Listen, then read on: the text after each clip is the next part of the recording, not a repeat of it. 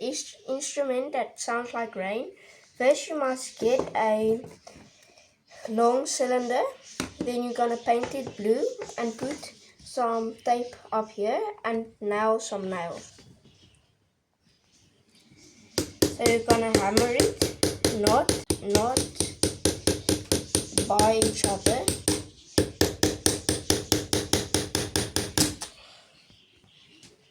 So then you're gonna just hammer it slightly in like this.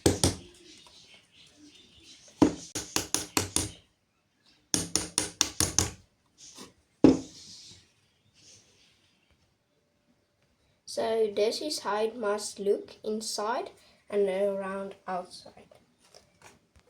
And you're gonna need this, so this is gonna be copying the rain sound. This is beans, rice and smaller beans. So you gotta throw it in like this. It's gonna sound like that.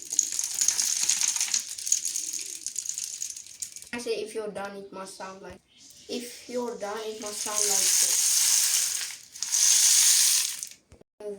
Then you must take these close, so then you don't have to close your hand. To hide the tape you can make clouds and you can use any glue you want.